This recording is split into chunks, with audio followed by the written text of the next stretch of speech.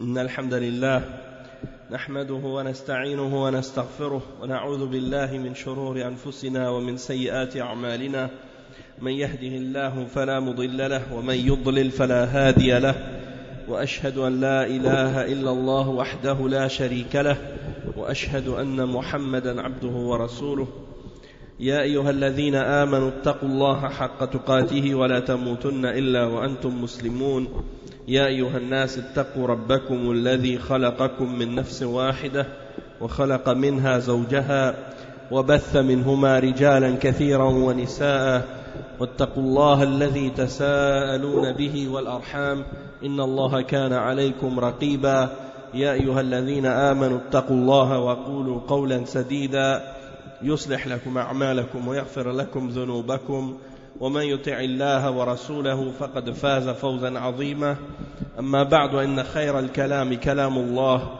وخير الهدي هدي محمد صلى الله عليه وسلم وإن شر الأمور محدثاتها وكل محدثة بدعة وكل بدعة ضلالة وكل ضلالة في النار أما بعد. On commence aujourd'hui le cours numéro 46 dans l'explication du livre Al-Kaba'ir au sujet des grands péchés. Et c'est aujourd'hui avec les commentaires de Cheikh Salih Al-Fawzan comme d'habitude, mais aujourd'hui on est arrivé à un nouveau chapitre et le chapitre s'intitule Babun ma ja'a fil qawli ala Allah bila ilm, c'est-à-dire qu'est-ce qui a été dit dans le Coran et dans la Sunna au sujet de parler à propos d'Allah sans science. Parler à propos d'Allah sans science. Et donc, le Cheikh Mohammed ibn Abdul Wahhab, rahimahullah, il a cité dans ce chapitre quelques versets dans le Coran et quelques hadiths. Et donc, on va commencer donc par lire ces versets et ces hadiths. Le Cheikh, il a cité le premier verset, c'est « Wa qawlullahi ta'ala » قل إنما حرم ربكم الفواحش ما ظهر منها وما بطن والإثم والبغي بغير الحق إلى قوله وأن تقولوا على الله ما لا تعلمون. C'est le verset 33 dans Surat Al-A'raf. Et on va donc lire le sens de ce verset, de verset 33 dans Surat Al-A'raf. On va lire sa signification. Allah subhanahu wa ta'ala dit ce qui signifie dit au Muhammad. Donc Allah subhanahu wa ta'ala s'adresse dans ce verset là directement au prophète Muhammad sallallahu alayhi wa sallam et lui ordonne de dire aux hommes, dit au Muhammad, mon Seigneur n'a interdit que les turpitudes. Les turpitudes, c'est les kaba'ir, les grands péchés, le fawahish, ma dhahara minha wa ma batan, tant apparente que secrète. Wal ithma wal baghya, c'est-à-dire de même que les péchés, la transgression sans droit. Wal ithma wal baghya bi ghayri al-haqq, c'est-à-dire les transgressions sans droit.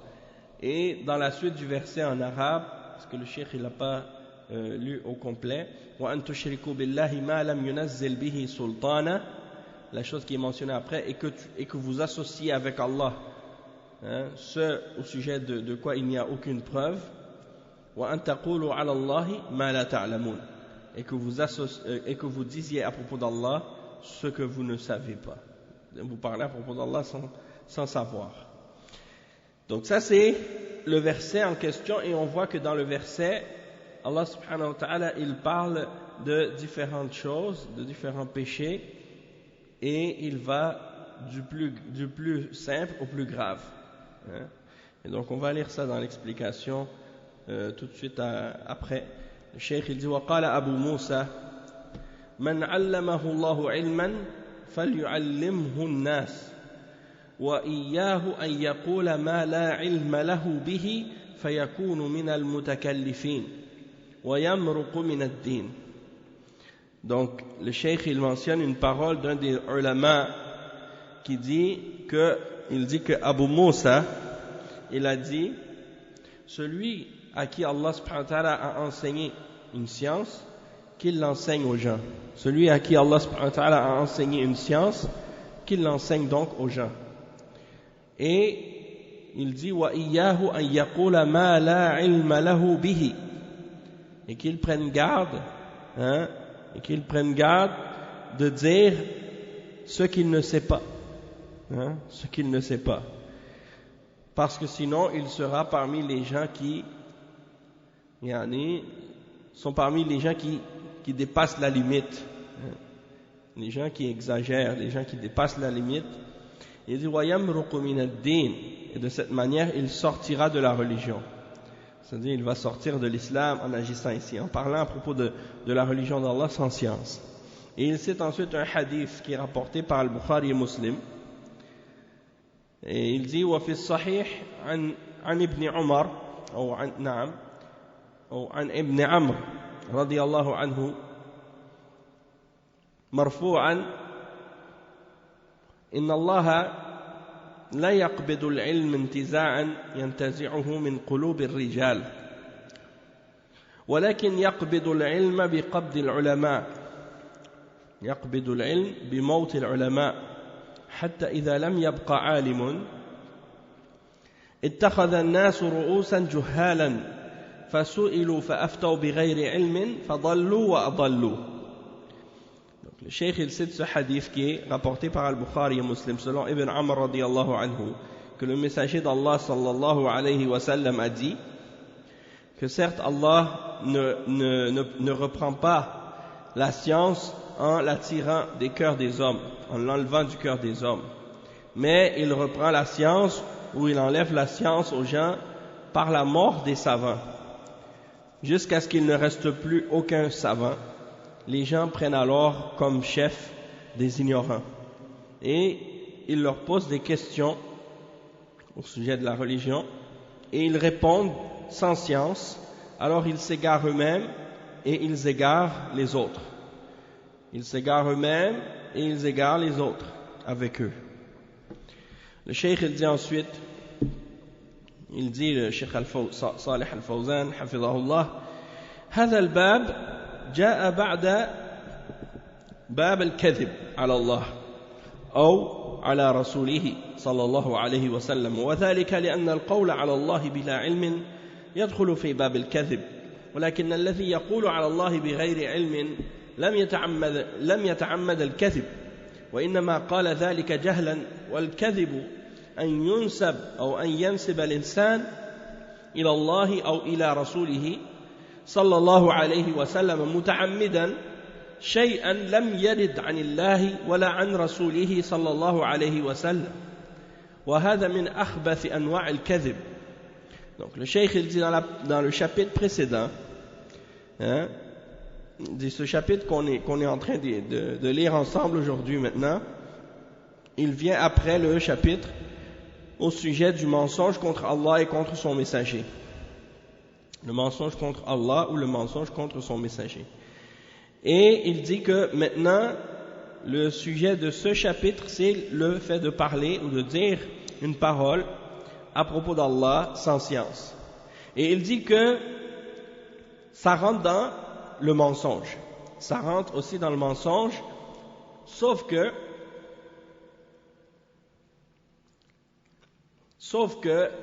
le fait de dire des choses à propos d'Allah sans science, la personne qui fait ça, elle ne le fait pas volontairement. Elle n'a pas voulu mentir volontairement.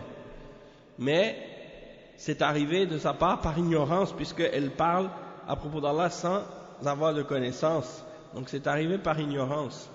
Il dit, tandis que le mensonge, c'est d'attribuer à Allah ou à son messager volontairement quelque chose qui n'a pas été dit par Allah subhanahu wa ta'ala ni par son messager sallallahu alayhi wa sallam, et ça c'est une des formes les plus sales, les plus mauvaises de mensonge.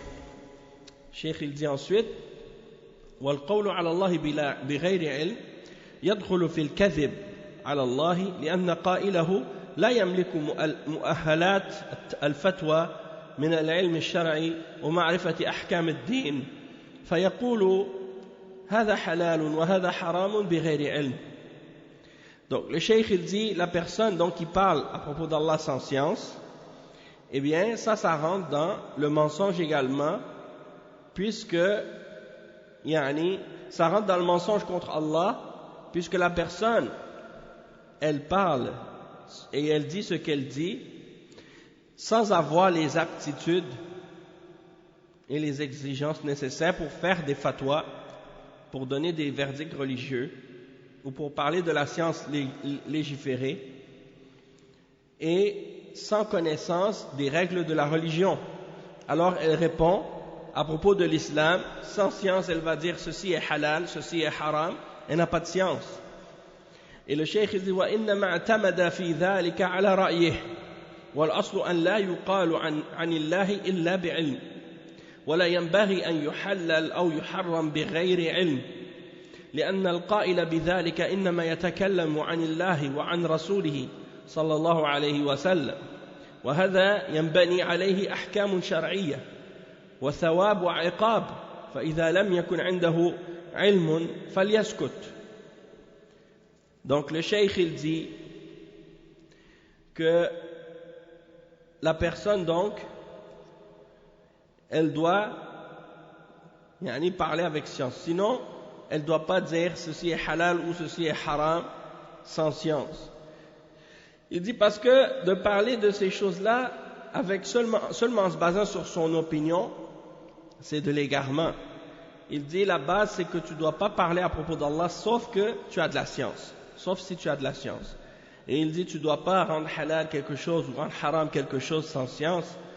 Et il dit que lorsque quelqu'un parle de la religion et dit que ceci est halal ou ceci est haram, c'est comme si elle parlait au nom d'Allah, c'est comme si elle parlait au nom de son messager sallallahu alayhi wa sallam.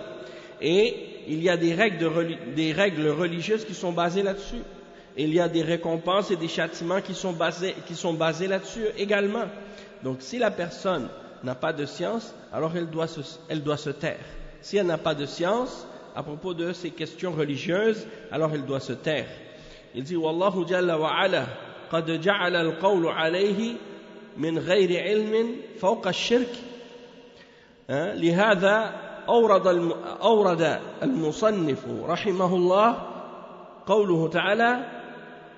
قوله تعالى قل إنما حرم ربي الفواحش ما ظهر منها وما بطن والإثم والبغي بغير الحق وأن تشركوا بالله ما لم ينزل به سلطانا فجعله فوق الشرك مما يدل على خطورته. قال تعالى ولا تقف ما ليس لك به علم فإذا لم يكن عندك علم فلا تتكلم. Donc le cheikh il explique que Allah subhanahu wa ta'ala il a fait de la parole à propos d'Allah sans science, le fait de parler à propos d'Allah sans science, que c'est quelque chose qui est plus grave même que le shirk, au-dessus du shirk en gravité. Et c'est pour ça qu'il a cité le verset 33 dans Surat Al-A'raf, dans lequel Allah subhanahu wa ta'ala il énumère des péchés ou des choses graves dans la religion, puis il mentionne le shirk, et ensuite en dernier il mentionne le fait de dire à propos d'Allah ce dont tu n'as aucune preuve, ce dont tu n'as pas de connaissance, comme si c'est au-dessus même du shirk dans la gravité. Puisque Allah subhanahu wa ta'ala dit au Muhammad, ton Seigneur a interdit les turpitudes, les fawahish, les grands péchés, ce qui en est apparent, qu'elles soient secrètes ou apparentes, et le péché, de même que la transgression injuste, de même que d'associer avec Allah subhanahu wa ta'ala ce au sujet de quoi il n'y a aucune preuve.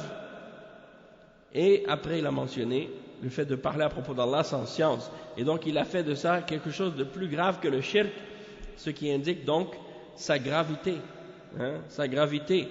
Et Allah subhanahu wa ta'ala dit dans le verset 36 dans Surat Al-A'raf, dans Surat Al-Isra, وَلَا تَقْفُ مَا لَيْسَ لَكَ بِهِ عِلْمٍ وَلَا تَقْفُ مَا لَيْسَ لَكَ بِهِ عِلْمٍ, qui signifie de ne pas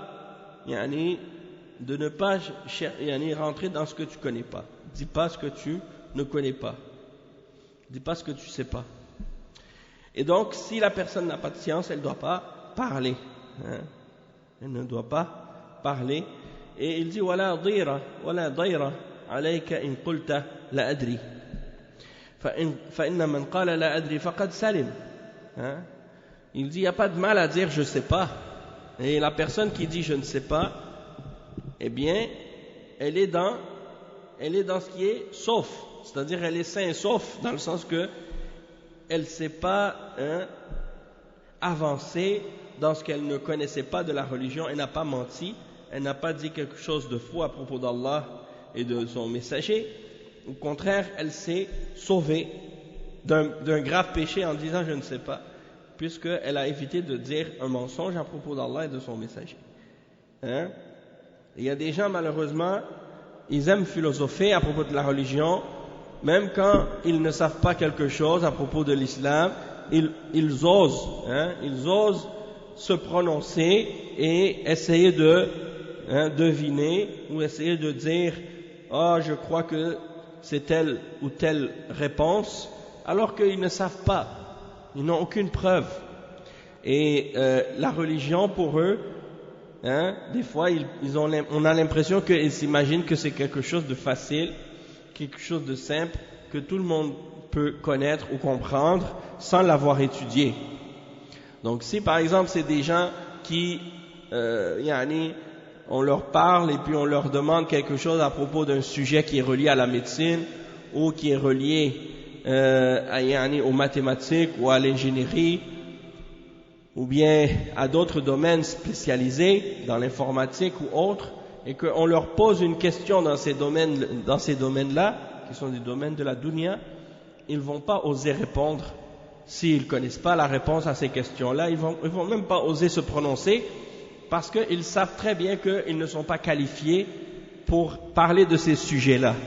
Mais lorsque le sujet concerne la religion, lorsque le sujet est relié à la religion, tout d'un coup, tout le monde pense que c'est libre à tous de donner son point de vue, donner son opinion, de parler, d'expliquer, sans avoir même de connaissances, sans avoir fait d'études dans le domaine, sans être quelqu'un qui est qualifié et apte à se prononcer dans ces questions-là. Alors que, en réalité, c'est beaucoup plus grave que de parler de choses de la dunya. Puisque si tu te trompes dans les choses de la dunya, à la limite tu te trompes dans quelque chose qui se limite uniquement à cette vie d'ici-bas et qui peut probablement être réparé. Tandis que si tu te trompes dans des questions qui ont rapport avec l'au-delà et que tu parles sans science et que tu induis non seulement toi-même mais d'autres également en erreur à propos d'Allah, à propos de son messager, à propos de sa religion, eh bien, c'est pas seulement ta dunya que tu risques de perdre, mais tu risques aussi de perdre ton au-delà. Et c'est là que tu vois que la question est grave. Et donc, il est beaucoup plus mieux, il est beaucoup plus, sécuritaire pour toi, pour éviter de tomber dans le danger, dans l'erreur, de dire plutôt que de parler, de dire la adri, c'est-à-dire je ne sais pas. Et des hommes parmi les grands savants de l'islam, ils n'ont pas été gênés de dire je ne sais pas. Et on a rapporté et on a mentionné même que l'imam Malik, un des grands imams de l'islam, lorsque des gens venaient de l'Andalousie pour poser des questions, ils venaient de l'Andalousie jusqu'à Médine pour poser des questions sur l'islam, et quand l'imam Malik il a justement reçu la visite d'un de ces hommes, il avait une liste de 40 questions à peu près, et sur les 40 questions, je pense que si je me souviens bien, il a répondu peut-être seulement 4 questions, 4 ou 6 questions, puis le reste des questions il a dit je ne sais pas, la adri. Alors l'homme était déçu, il a dit qu'est-ce que je vais dire aux gens qui m'ont envoyé avec leurs questions lorsque je vais revenir avec les réponses que tu m'as données, que la plupart des réponses c'est la adri, je ne connais pas la réponse. Eh bien, il a répondu l'imam Malik en disant dans ce cas-là tu leur diras que l'imam Malik il ne sait pas, c'est tout. Aussi simple que ça. Ceux qui sont comme ça, c'est parce que ils ont peur d'Allah subhanahu wa ta'ala. Ils ont peur de son châtiment. Ils ont peur de parler à propos d'Allah sans science et d'égarer les gens à propos d'Allah. Parce qu'ils savent qu'au jour de la résurrection, ils auront des comptes à rendre pour ça. Tandis que il y en a d'autres, malheureusement, non. Eux, ils n'ont aucune crainte. Et ils répondent à toutes les questions, toutes. Même s'ils ont étudié la religion, ils ne peuvent pas répondre à toutes les questions. Ça, c'est pas possible. Et même, il y a des ulama qui ont dit, si vous voyez quelqu'un qui répond à toutes les questions qu'on lui pose, sachez que c'est un fou. Sachez que c'est un fou. Le cheikh, il dit, وَلَا ضَيْرَ عَلَيْكَ إِن قُلْتَ لَا أَدْرِي فَإِنَّ مَنْ قَالَ لَا أَدْرِي فَقَدْ سَلِمْ وَهَذَا فَضِيلَةٌ. Donc ça, c'est un mérite. Lorsque quelqu'un reconnaît son ignorance et qu'il dit « je ne sais pas ». Il y en a qui trouvent ou qui pensent que c'est une honte de dire « je ne sais pas » à propos de quelque chose de la religion. Et dans certaines cultures ou dans certains pays, quelqu'un n'a pas le droit de dire « je ne sais pas s'il est un cheikh ou s'il est un savant ». Parce que si ils disent « je ne sais pas », les gens vont le dénigrer ou ils vont dire « ah mais comment il ne sait pas la réponse à ça ?» Alors, au lieu de ça, pour éviter de perdre la face devant les gens ou pour éviter d'avoir honte, ils préfèrent mentir.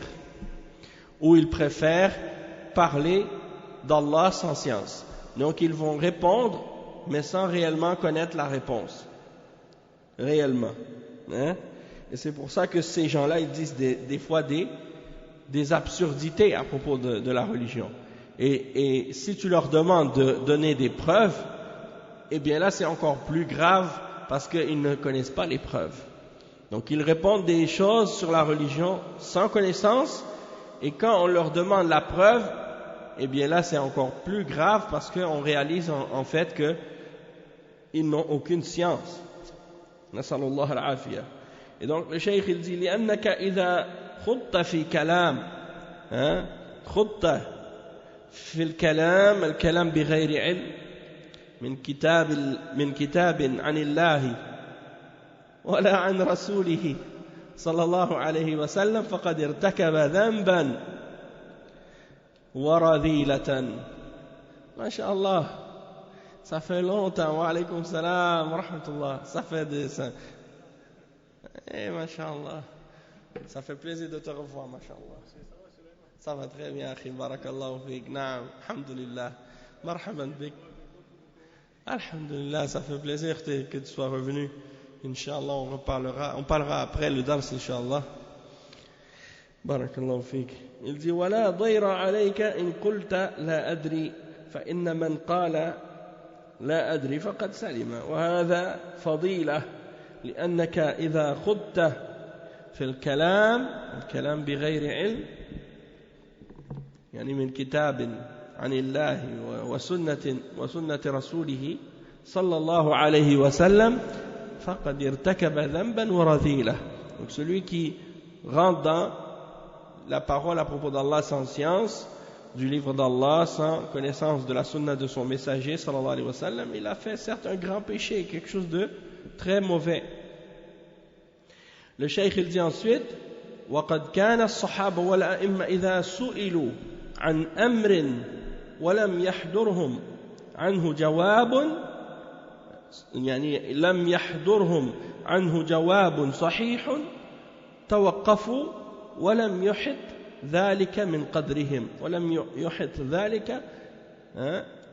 من قدرهم شيئا بل زاد ذلك في فضلهم وقدرهم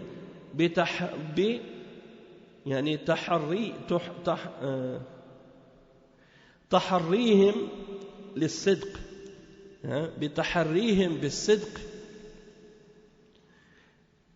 فهذا الإمام مالك سئل عن 40 مسألة وكان الذي يسأله قادما من بعيد فأجاب عن 4 منها وقال عن 36 لا أدري. فقال له الرجل جئتك من بعيد أتعبت راحلتي تقول لا أدري قال نعم اركب راحلتك واذهب إلى بلدك وقل سألت مالكا فقال لا أدري فإن قول مالك هذا رفع من قدره وأعلى من منزلته وأعلى شأنه بين الناس وجعل الناس يذكرون له هذه الكلمة من باب الإجلال فالحاصل أن القول على الله بغير علم هو من أكبر الكبائر فليحذر المسلم من ذلك. Donc le cheikh il explique que les sahaba et les imams de l'islam, lorsqu'on leur posait une question et qu'ils ne connaissaient pas la réponse, s'ils ne savaient pas la réponse authentique, la vraie réponse, ils ne parlaient pas, ils s'arrêtaient. Et ça n'a pas diminué de leur statut, de leur valeur, de leur importance, en quoi que ce soit. Bien au contraire, ça a fait augmenter leur mérite, augmenter leur statut et leur valeur. Parce qu'on a compris dans leur comportement et dans leur attitude, lorsqu'ils agissent comme ça, que c'est des gens qui sont uniquement pour la vérité. Et qu'ils ne parlent que de façon véridique. Parce qu'ils s'abstiennent de parler quand ils ne savent pas. Tandis que celui qui répond tout le temps à toutes les questions, ça veut dire que des fois, il va dire des choses vraies, des fois il va dire des choses fausses. Il ne fait pas attention à ce qui sort de sa bouche. Est-ce que c'est vrai ou faux? Est-ce que ça vient d'Allah ou est-ce que ça ne vient pas d'Allah? Il répond à toutes les questions comme si rien n'était. Et le cheikh il mentionne justement l'exemple de l'imam Malik que j'ai mentionné. Quelqu'un qui lui a posé une quarantaine de questions et il venait de loin, il a répondu seulement à 4. Et les 36 questions, il a dit je ne sais pas. Je ne sais pas la réponse. Et l'homme a dit je viens de loin et j'ai fatigué ma monture. Je suis arrivé jusqu'ici et tu dis je ne sais pas. Alors l'imam Malik l'a dit oui, remonte sur ta monture, retourne dans ta ville ou dans ton pays et dis aux gens j'ai demandé à Malik et il a dit je ne sais pas. Et donc il dit cette parole elle n'a pas fait descendre la valeur ou l'importance ou le respect de l'imam Malik, bien au contraire elle a fait augmenter son respect et son statut et sa valeur auprès des gens, aux yeux des gens, et ils ont commencé à mentionner cet exemple-là et cette parole qu'il a mentionnée, la adri, comme étant un signe de son respect pour la religion d'Allah, son respect pour la science, et ça a fait élever l'importance qu'il avait chez les gens. Et ils se sont rappelés donc de cet exemple-là de lui, jusqu'à aujourd'hui. Donc, pour résumer, on peut dire que le fait de parler à propos d'Allah sans science, c'est un parmi les plus grands péchés. Et donc, le musulman, il doit faire attention à ça. Il dit, وَأَمَّا الْآيَةِ التي أوردها المصنف رحمه الله في أول هذا الباب وهي قوله تعالى قل إنما حرم ربي الفواحش ما ظهر منها وما بطن الفواحش جمع فاحشة وهي المعصية المتناهية في القبح ما ظهر منها وما بطن ما ظهر للناس من الفواحش وما بطن منها بين العبد وبين الله فكله سواء فعلى الإنسان أن يتجنب الفواحش في كل أحواله سواء كان بين الناس أو كان خاليا فإن الله لا يخفى عليه شيء في الأرض ولا في السماء لأن بعض الناس يتورع إذا كان يراه أحد من الناس فيتجنب ما لا يليق به فإذا ما خلا بنفسه تجرأ على المعاصي وهذا في الحقيقة إنما يخشى الناس ولا يخشى الله تعالى لأن الذي يخشى الله حقيقة هو الذي يخشاه في الغيب والشهادة وفي السر والعلان قال الله تعالى إن الذين يخشون ربهم بالغيب لهم مغفرة وأجر كبير وأسروا قولكم أو اجهروا به إنه عليم بذات الصدور. Donc le cheikh il explique ici, il dit que en ce qui concerne le verset qu'on a lu, le verset 33 dans Surat Al-A'raf, que l'auteur, le Cheikh Mohammed ibn Abdul Wahhab, il a cité dans ce chapitre au début, qui dit, oh Mohammed, Allah a certes interdit les turpitudes, al-fawahish. Le mot fawahish en arabe, c'est le pluriel du singulier fahisha. Et al-fahisha, ça veut dire un péché qui est à la limite de la laideur. Yani le plus laid que tu peux imaginer comme action ou comme parole. Et il dit ensuite ma dhahara minha wa ma batan, c'est-à-dire ce qui en est apparent et ce qui en est caché, c'est-à-dire ce qui est fait en secret ou ce qui est fait apparent devant les gens. Tout ça c'est des fawahish. Donc c'est quelque chose que Allah subhanahu wa ta'ala déteste, c'est quelque chose de laid. Et le serviteur, quand il fait des péchés devant les gens, ou quand il fait des péchés entre lui et son Seigneur, le cheikh dit ça c'est la même chose, c'est égal. Il dit dans le sens que l'être humain il doit faire des efforts pour s'écarter des turpitudes dans toutes les situations, peu importe que ce soit devant les gens ou que ce soit en privé quand il est seul, parce que Allah subhanahu wa ta'ala, il n'y a rien qui lui échappe ni dans les cieux ni sur la terre. Et il a dit qu'il y a des gens, ils ont peur de faire des péchés quand les gens les voient, mais si les gens les voient, ils s'écartent de ce qui est pas bon, de ce qui est inacceptable ou inapproprié. Mais lorsque ils sont seuls, ils se permettent de tomber et de faire toutes sortes de péchés. Et donc, en réalité, cette personne qui agit ainsi, elle ne craint pas Allah subhanahu wa ta'ala, mais elle craint les hommes. Elle craint plus les hommes que Allah subhanahu wa ta'ala. Et donc, le cheikh il dit, celui qui craint réellement Allah, c'est celui qui le craint dans l'invisible et dans ce qui est apparent. C'est-à-dire que ce soit en secret, caché ou devant les gens. En apparent, il le craint dans les deux cas, dans les deux situations, que ce soit en secret ou que ce soit devant les gens ou en public. Car Allah subhanahu wa ta'ala dit, le verset 12 et 13 dans Surat Al-Mulk, ceux qui craignent leur Seigneur bil ghaib, c'est-à-dire même s'ils ne le voient pas, ils auront un pardon et une grande récompense. Et que vous gardiez vos paroles secrètes ou que vous les divulguiez, eh bien, il connaît certes le contenu des poitrines. Il sait ce qu'il y a en vous-même. Donc, vous ne pouvez pas vous cacher d'Allah, subhanahu wa ta'ala. Le cheikh, il dit, wa amma al-ithm, fahuwa jami'u al-ma'asi, li'annaha tu'athim sahibahu. Wal-baghi, هو التعدي على الناس في دمائهم أو أموالهم أو أعراضهم فالبغي حرام.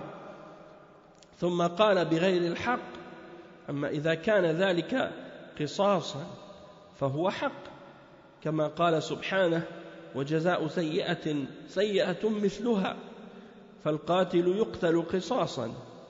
Donc le cheikh il dit en ce qui concerne le péché, ce sont tous les désobéissances que quelqu'un peut faire envers Allah subhanahu wa ta'ala. Et en ce qui concerne al-baghyu, ça veut dire de transgresser contre les gens, soit dans leur vie, c'est-à-dire tu transgresses contre eux, tu fais couler leur sang, ou bien tu prends leurs biens, ou bien tu attaques leur honneur. Tout ça c'est dans ce qui s'appelle al-baghyu. Et ça c'est haram. Puis Allah subhanahu wa ta'ala dit bighayri al-haqq, c'est-à-dire de façon injuste. Et pourquoi Allah subhanahu wa ta'ala, pourquoi il mentionne la transgression de façon injuste?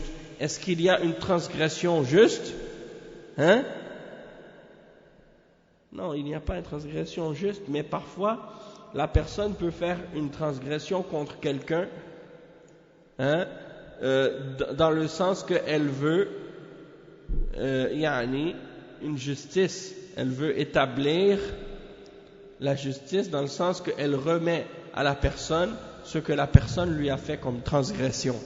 alors dans ce cas-là, c'est pas une transgression injuste, c'est une transgression juste, et c'est ce qu'on appelle al-qisas, al-qisas. Donc, comme on dit, celui qui remet à la personne ce que la personne lui a fait, ça c'est dans le but de reprendre son droit, alors dans ce cas-là, c'est pas injuste. Et il dit par exemple, Allah subhanahu wa ta'ala, il mentionne dans le verset 40, dans Surat Shura, la récompense ou la rétribution d'un mal ou d'un péché, c'est un péché semblable. Donc on punit un péché par un péché semblable, dans le sens que la personne qui a tué, par exemple, dans la charia de l'islam, elle va être tuée. Ça c'est pour dire que on remet un mal par un mal semblable, mais est-ce que ça veut dire ça que la personne, elle va se venger elle-même pour faire établir la justice, comme si quelqu'un, par exemple, il a tué son frère, alors elle va aller se venger et tuer celui qui a tué son frère? Non, ça c'est pas correct. C'est uniquement les autorités, le gouvernement, les responsables, les dirigeants qui fait établir cette justice-là, et non pas les gens qui se vengent eux-mêmes. Parce que quand c'est les gens qui se vengent eux-mêmes, qu'est-ce qui arrive? C'est qu'on rentre par la suite dans un cercle vicieux qui ne termine jamais. Parce que chacun veut établir la justice pour lui-même, mais parfois ils vont dépasser la limite. Et en dépassant la limite, ils ouvrent la porte à d'autres transgressions, et donc c'est quelque chose qui ramène plus de mal que de bien dans ce cas-là. Le cheikh il dit ensuite وأما قوله تعالى وأن تشركوا بالله يعني فهذا أعظم المحرمات كما أن التوحيد هو أعظم الواجبات فالشرك بالله هو أن تجعل معه شريكا في عبادته كدعاء غير الله والاستغاثة بغيره فيما لا يقدر عليه إلا الله والذبح والنذر لغير الله فهذه الأمور كلها شرك بالله لأن العبادة حق لله وحده لا ينبغي أن يشاركه فيها أحد. Le cheikh dit en ce qui concerne la suite du verset, lorsque Allah subhanahu wa ta'ala dit wa an tushriku billahi, c'est-à-dire que vous associez, vous donnez à Allah subhanahu wa ta'ala des associés dans l'adoration, il dit ça c'est le plus grand de tous les péchés. Et il dit que le tawhid, de la même manière que le tawhid est la plus grande des obligations dans la religion, c'est-à-dire que dans l'islam, il n'y a pas une obligation qui est plus grande que le fait d'établir l'unicité d'Allah, et de faire en sorte que tu n'adores que Allah seul et que tu rejettes tout ce qui est adoré en dehors de lui.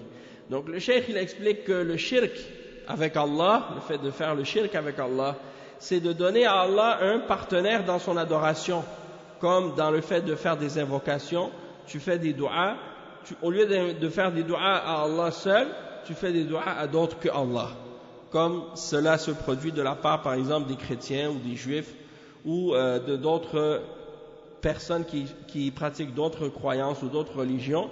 Ils vont prier à Jésus, ils vont prier à Marie, ils vont prier à des saints, ils vont prier à des hommes pieux, ils vont prier à des anges, ils vont prier à des étoiles, à des astres, ils vont prier à des statues, à des images, ils vont prier à des êtres humains, ils vont prier à des animaux, ils vont prier à des djinns, ils vont prier à toutes sortes de choses qui sont créées par Allah, au lieu de prier uniquement à celui qui a créé tout, Allah subhanahu wa ta'ala.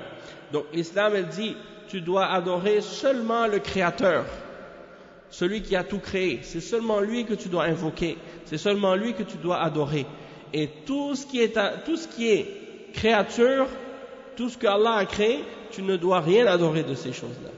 Et tu ne dois pas prendre entre Allah et toi-même des créatures comme intermédiaires ou comme intercesseurs pour te rapprocher d'Allah. Non. Si tu veux adorer Allah, tu l'adores directement. Tu l'adores lui, directement. Tu passes pas par quelque chose ou par quelqu'un pour aller à Allah, tu passes directement à Allah subhanahu wa ta'ala, et comme ça tu as établi l'unicité d'Allah dans l'adoration. Donc le cheikh il dit, si tu as pris un partenaire avec Allah dans l'adoration, alors dans ce cas-là tu as commis du shirk. Si tu as appelé, tu as invoqué d'autres que Allah, ou bien tu as un moment de malheur ou de détresse, un moment de peur ou de danger, et que tu as peur pour ta vie, tu invoques Allah subhanahu wa ta'ala, tu l'appelles au secours, tu dois appeler seulement Allah. Parce que personne ne peut te sauver dans des situations comme ça, personne ne peut te sauver excepté Allah subhanahu wa ta'ala. Et donc tu appelles Allah subhanahu wa ta'ala au secours. À moins que la personne il y a quelqu'un qui est présent à ce moment-là, à cet endroit-là, un être qui est présent et qui est vivant, et que tu lui demandes de te venir en aide ou de venir à ton secours, ça c'est pas du shirk. Ça dans ce cas-là il n'y a pas de problème, parce que c'est quelque chose qui fait partie de prendre des moyens qui sont permis en islam pour te sauver d'une situation difficile. Comme si par exemple tu es dans l'eau en train de te noyer, puis tu vois quelqu'un qui est au bord de l'eau et tu lui dis viens m'aider, ou tu cries au secours, ça c'est correct. Mais si tu appelles le saint ou le prophète ou l'ange ou une idole ou une statue, ou tu demandes au soleil de t'aider, ça c'est du shirk. Ça c'est du shirk, parce que tu demandes à des choses qui sont créées et qui ne peuvent rien faire pour toi dans cette situation-là. Si quelqu'un il est mort et enterré dans sa tombe, il ne peut pas sortir de sa tombe pour venir t'aider, il ne peut même pas t'entendre. Donc ça ne sert à rien de l'appeler ou de l'invoquer. Et donc le cheikh il dit, tu ne dois pas appeler au secours quelqu'un dans qu'est-ce qu'il n'est pas capable de, dans qu'est-ce que seulement Allah est capable de faire. Donc ça c'est très important. Et il dit, de même que de faire des sacrifices, ou bien de faire des offrandes. Tu vas aller à la tombe d'un homme pieux ou d'un saint, ou tu vas égorger un animal pour les djinns. Tout ça, ça va rentrer dans le shirk. Ça va rentrer dans le shirk. Parce que tu ne dois pas égorger pour un être humain, ou pour un homme pieux, ou pour une tombe, ou pour une idole. Comme les mouchrikines, quand ils avaient quelque chose qu'ils voulaient, par exemple, ils allaient à la tombe, ils égorgent un mouton ou une vache ou une poule ou un animal, ils l'égorgent pour la tombe. Ça c'est du shirk. Ou bien tu fais des vœux pieux pour autre que Allah, tout ça c'est du shirk avec Allah subhanahu wa ta'ala dans l'adoration.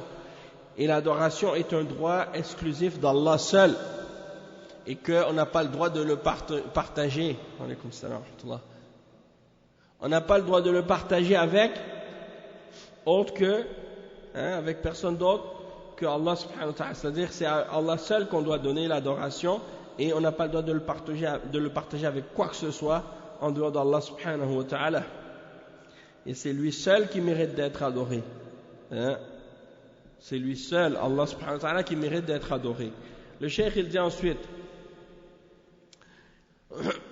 وقوله ما لم ينزل به سلطانا أي حجة وبرهانا، فالله تعالى لم ينزل حجة للمشرك أبدا، بخلاف الموحد فإن عنده سلطانا وبرهانا وحجة على توحيد الله سبحانه وتعالى. وأما المشرك فليس عنده إلا الشبهات والخرافات التي يتعلق بها،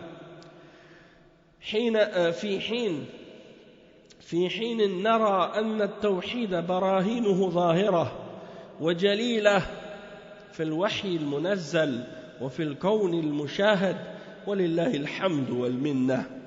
Le cheikh il dit ما لم ينزل به سلطانا وأن تشركوا بالله ما لم ينزل به سلطانا. C'est-à-dire que vous associez avec Allah ce dont il n'a, ce sur quoi il n'y a aucune preuve, ou ce à propos de quoi il n'y a aucune preuve. C'est-à-dire que tout ce que vous adorez en dehors d'Allah, il n'y a pas de preuve à son sujet. Il n'y a pas de preuve à son sujet. Et celui qui adore autre qu'Allah, que ce soit comme on a dit, une idole, ou que ce soit un prophète, ou que ce soit un ange, ou que ce soit un animal, ou que ce soit une pierre, un arbre, ou que ce soit un djinn, peu importe qu'est-ce qu'il adore en dehors d'Allah, il n'a pas de preuve pour justifier et pour supporter et pour prouver que qu'est-ce qu'il fait c'est correct et que qu'est-ce qu'il fait c'est juste. Donc c'est pour ça qu'Allah subhanahu wa ta'ala dit ma lam yunazzil bihi sultana, ce dont il n'a fait descendre à son sujet aucune preuve. Et donc Allah subhanahu wa ta'ala n'a fait descendre aucune preuve à propos du shirk. Et donc le mushrik, celui qui prie autre que Allah, même le chrétien, le juif, le bouddhiste, l'hindou, l'athée, peu importe, celui qui adore, peu importe qu'est-ce qu'il adore. Il y a des gens parmi les gens de shirk, même parmi les animistes. Les animistes, c'est ceux qui adorent des esprits ou des djinns, des choses invisibles. Eh bien, ces gens-là, ils adorent des statues, ils adorent des images, ils adorent des esprits, ils adorent des choses. Tout ce qu'ils adorent en dehors d'Allah subhanahu wa ta'ala, ils n'ont aucune preuve pour justifier que ce qu'ils adorent est vrai, que ce qu'ils adorent mérite d'être adoré. Donc si tu leur demandes, tu te bases sur quoi pour adorer ces choses-là? Tu te bases sur quoi pour adorer ces choses-là? Et eux, ils ne peuvent pas répondre. Puisque le seul qui mérite d'être adoré, c'est celui qui a tout créé, qui a créé les cieux, qui a créé la terre, qui a créé les anges, qui a créé les djinns, qui a créé les océans, qui a créé les arbres, qui a créé le soleil, la lune, les astres. C'est lui qui contrôle tout dans l'univers.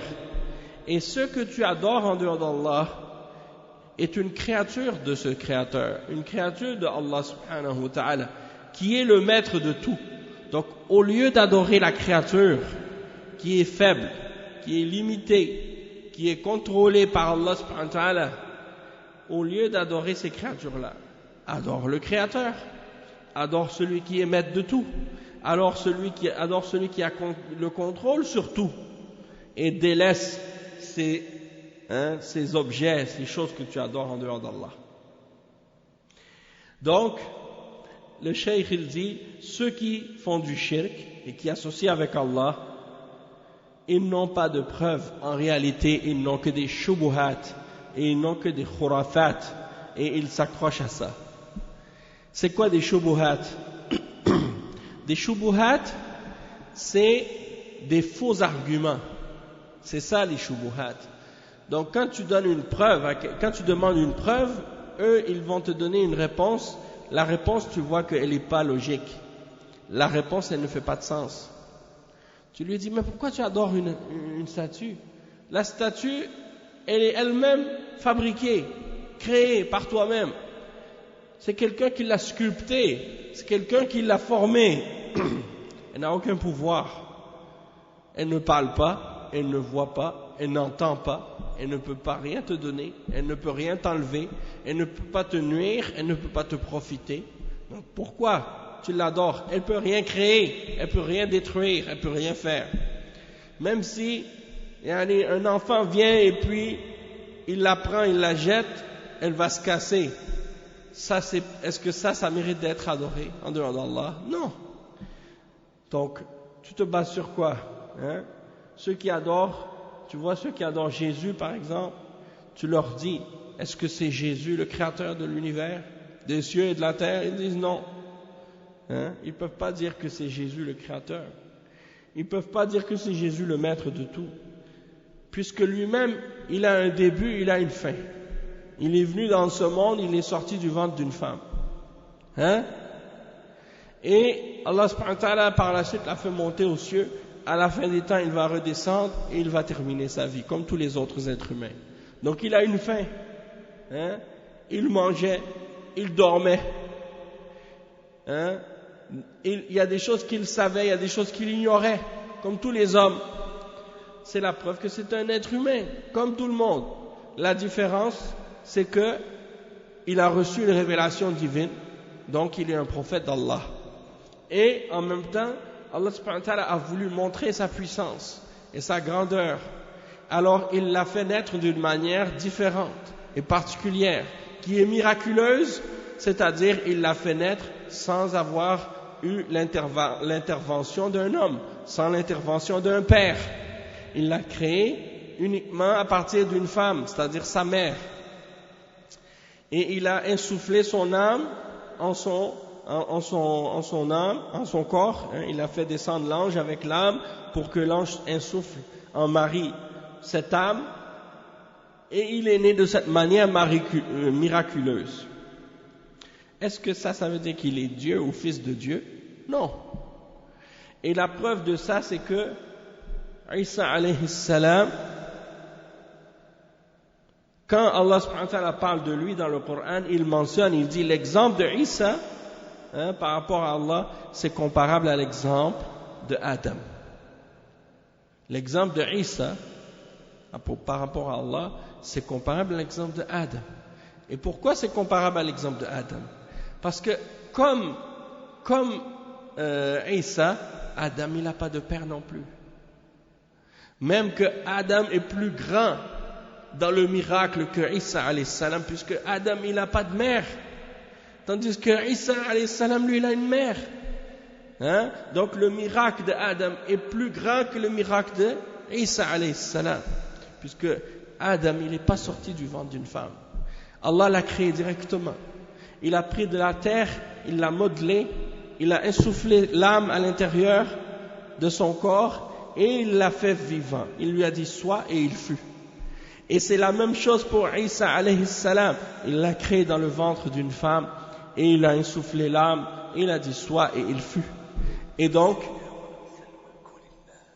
la comparaison et l'exemple qui existe entre Isa et Adam, elle est claire. Même que Hawa, la femme de Adam alayhi salam, aussi est un miracle. Elle n'avait pas de père, elle n'avait pas de mère. Allah l'a créé à partir d'une côte d'Adam. Donc c'est pour dire que Allah subhanahu wa ta'ala, il a le pouvoir de faire ce qu'il veut. Il peut créer à partir de rien. Il peut créer à partir de rien. Et c'est seulement Allah subhanahu wa ta'ala qui peut faire ça. Et il n'y a personne qui peut le faire autre que lui. Donc personne ne mérite d'être adoré excepté lui. C'est aussi simple que ça, c'est aussi logique que ça. Mais malheureusement, les mushrikines et les kuffars, ils n'ont que des shubuhat, des semblants d'arguments, des faux arguments, des faux raisonnements pour essayer de justifier et de faire accepter aux gens leurs idoles et l'idolâtrie qu'ils font. Sinon, allez en Inde aujourd'hui, puis allez voir les gens qui adorent les statues des idoles, et ils en ont des milliers, et essayez de leur faire comprendre et de leur expliquer le tawhid, et vous allez voir les réponses et les arguments qu'ils ramènent. Les mêmes arguments et les mêmes shubuhat que le peuple de Quraysh à l'époque du prophète Mohammed sallallahu alayhi wa sallam, lorsque on les appelait au tawhid et à la ilaha illallah, que rien ne mérite d'être adoré excepté Allah, ils répondent par des shubuhat. La même chose. Il dit وفي حين نرى أن التوحيد براهينه ظاهرة. Donc quand tu regardes le tawhid et l'unicité d'Allah dans le Coran, les preuves du tawhid elles sont claires. Les preuves du tawhid elles sont claires dans la révélation, et non seulement dans la révélation, mais également dans la création et dans ce qui est visible. Wa alaykum salam wa rahmatullahi wa barakatuh. Et donc c'est à Allah qu'appartient la louange et le remerciement. Il dit ensuite, le cheikh il dit ensuite, وقوله وأن تقولوا على الله ما لا تعلمون.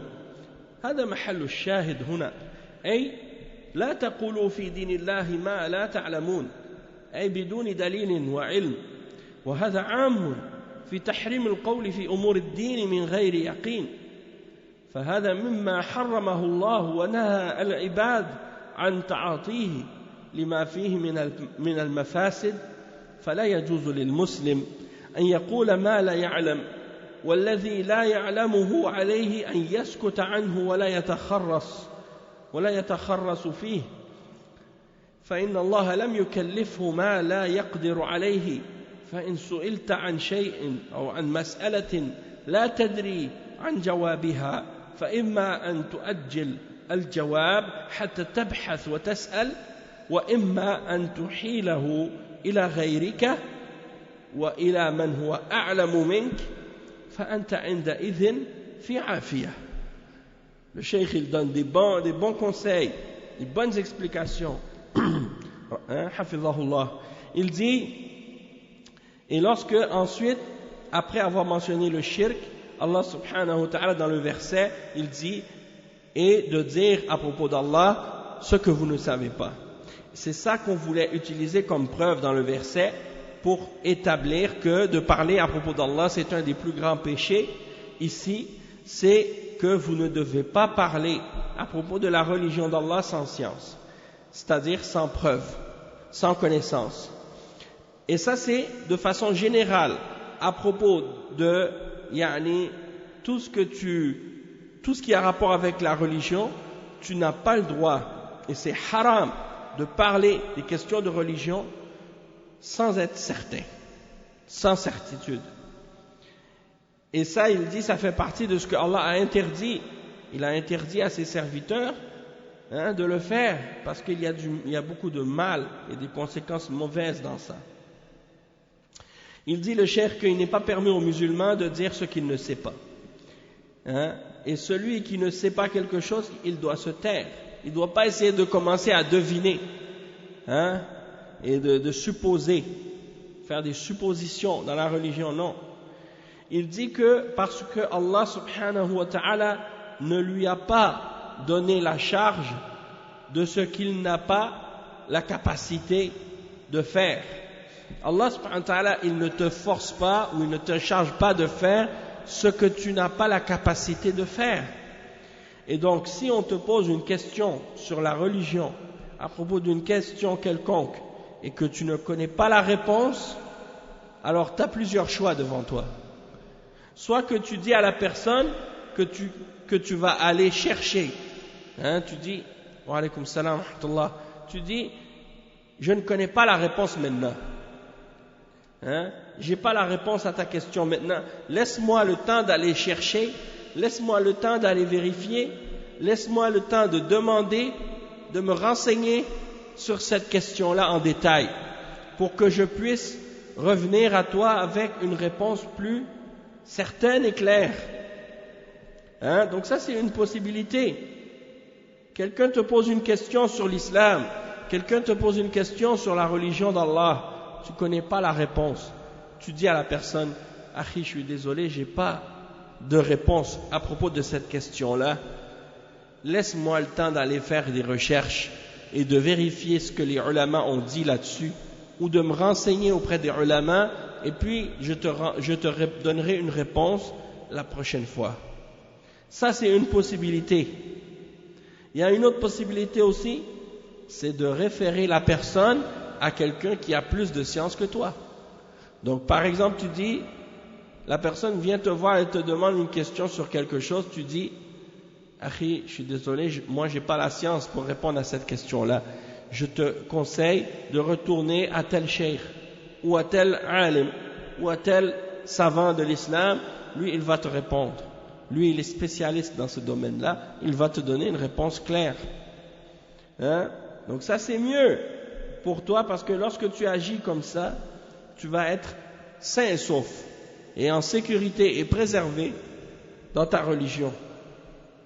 Il dit وَقَدْ تَكُونَ لَدَى بَعْضِ النَّاسِ أَهْوَاء فَيَنْتَحِلُ أَحَدُهُمْ الْجَوَابُ عَنْهَا لِأَجْلِ أَنْ يَسْتَدِلَّ لِرَغْبَتِهِ وَهَوَاهِ فَيَصْطَنِعُ شَيْئًا مِنَ الْأَقْوَالِ أَوْ الشُّبُهَاتِ لِيُرَوِّجَ باطله ولينتصر على خصمه وهذا أيضا قول على الله بغير علم وهذا هو حال بعض الذين يتجرؤون على الفتوى الآن في الفضائيات وفي الصحف دون أن يكون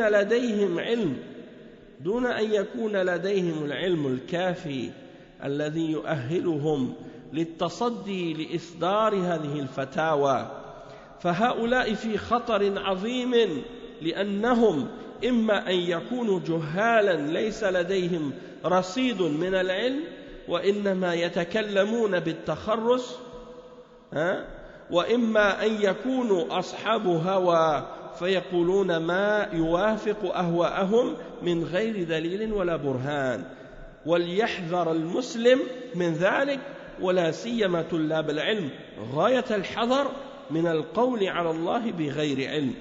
Donc le cheikh il dit c'est possible que certaines personnes ils ont des passions et donc ils vont suivre une voie pour essayer d'avoir une réponse dans le but de satisfaire leur passion, satisfaire leur désir et essayer de prouver la chose, de dire quelque chose qui va venir en accord avec ce qu'il veut dans sa passion et dans son désir, ou bien il va inventer une parole ou bien des shubuhat et pour propager sa fausseté et pour défendre son opinion contre son opposant. Et ça aussi, ça rentre dans le fait de parler à propos d'Allah sans science. Il dit que ça c'est le cas de beaucoup de personnes qui, parmi les gens qui osent faire des fatwas parfois sur les chaînes satellites. Et ça, tu retrouves ça dans des émissions maintenant sur Internet ou bien à la télévision, des chaînes satellites, des chaînes religieuses, satellites en arabe ou dans d'autres langues, ou même des gens qui donnent des fatwas dans des journaux. Les gens envoient des questions par la poste ou bien par email et eux ils répondent dans le journal ou ils répondent parfois dans les chaînes satellites et ils n'ont pas le cheikh il dit, ils n'ont pas de science suffisante qui les rendent aptes à se mettre de l'avant pour répondre à ce genre de questions et d'émettre des verdicts religieux sur ces questions-là. Et ça c'est un grand danger. Il dit que ces gens-là sont soit que ce sont des ignorants qui n'ont pas le niveau de science nécessaire pour faire ça et qui ne font que parler en faisant des devinettes ou des suppositions, ou bien ce sont des gens de la passion qui disent ce qui est en accord avec leur désir sans aucune preuve, sans aucune évidence. Et donc le musulman il doit faire attention à ce genre de choses-là, en particulier les étudiants qui étudient l'islam et qui sont dans l'étude des sciences islamiques, ils doivent faire très attention à ça, de parler à propos d'Allah sans science, parce que c'est très très très dangereux.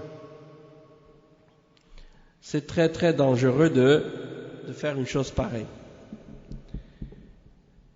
Naam. Donc là on est arrivé à l'explication du hadith de Amr. Donc je crois qu'on va s'arrêter ici, puis demain Inch'Allah on expliquera ce hadith là, on continuera la suite donc de ce chapitre. Donc on va s'arrêter ici pour aujourd'hui. Subhanakallahumma bihamdik ashhadu an la ilaha illa anta astaghfiruka wa atubu ilaik wa sallallahu wa sallam ala nabiyyina Muhammad wa ala alihi wa sahbihi ajma'in. Wassalamu alaykum wa rahmatullahi wa barakatuh.